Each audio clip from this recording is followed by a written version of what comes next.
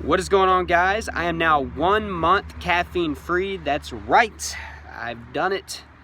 Well, I've done one part of it. I want this to go on forever, but the first major milestone, goal, whatever you want to call it, I have reached it. 1 month. That is a big deal for me. That's how long many health challenges last, 30 days or whatever. So I've made it that first little milestone. So it's all about keeping my composure and keeping it going.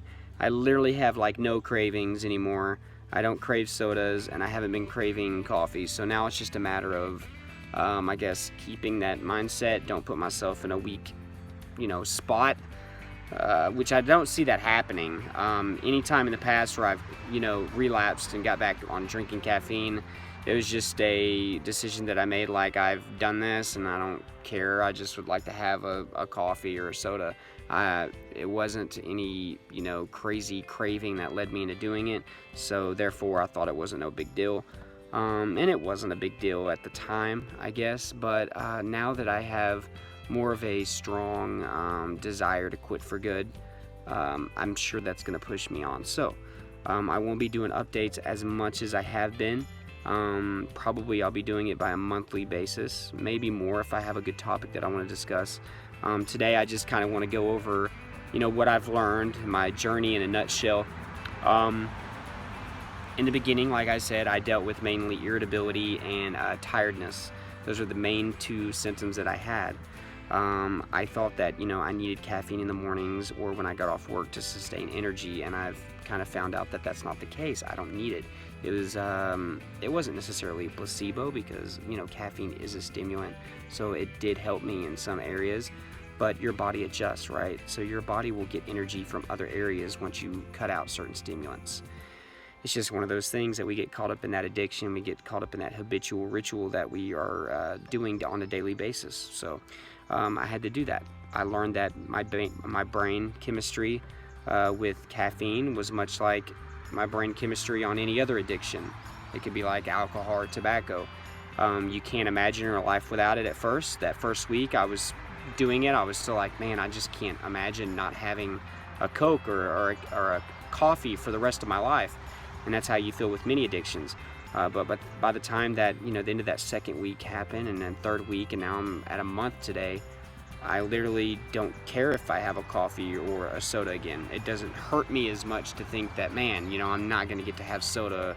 I'm not going to be able to have coffee ever again. That sucks, And that's just how I feel. I feel like my brain chemistry has really started to change, and hopefully it's already changed completely. But everybody grows at different rates, right? So we'll see. Life could still throw me a curveball, and I could still get a crazy intense craving, But my goal is to just stay strong and to remember why I'm doing it, all right? And some of those reasons were my anxiety was starting to creep up. So I've learned that by decreasing my caffeine, those anxious, jittery, increased heart rate type of symptoms that I would get that would lead to, anxiety symptoms, more intense anxiety symptoms, those greatly were reduced and decreased whenever I stopped using caffeine. So that was another thing that I learned. Oh man, the tiredness went away. I no longer need to take naps because I'm not having my coffee. My weekends are more productive in the mornings because I'm not sitting around for an hour and a half to 2 hours drinking my coffee like I did. It's ironic because you think that whenever if I was to drink coffee, I'd be doing a bunch of stuff, getting a lot of things done, but I used it as more of a pleasure and would just relax. So that's how I did it. So me cutting that out has led to more productivity on the weekends. So there you go.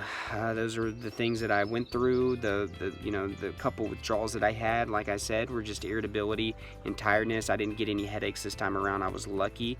But I'm going to keep this thing going, guys. And if you have followed me on this journey, I appreciate it. The journey's not over. But I am going to probably start uploading more on a monthly basis for this, unless I have a good topic that I want to throw out there. I still have a few topics on my list, so I'm still going to get after those. Maybe I will make one in the mid-month coming up. So we'll see how that goes. But I thank you so much for watching, guys. If you haven't subscribed, be sure to do that. Hit that notification bell so you get updates whenever I have my videos. Also, there are resources in the description below. Be sure to check those out on how you can quit your caffeine addiction, things that'll help you out on that journey. Like this video if you got some value, and I encourage you guys to do this if you haven't. Many benefits. I'm going to put a playlist up here of my journey on no caffeine. Be sure to check that out. Leave me a comment down below. All right, if you've seen my other videos, or if you just want to say hey, or if this is a challenge that you're interested in doing. And I hope you have a great evening, guys. Thank you so much for watching.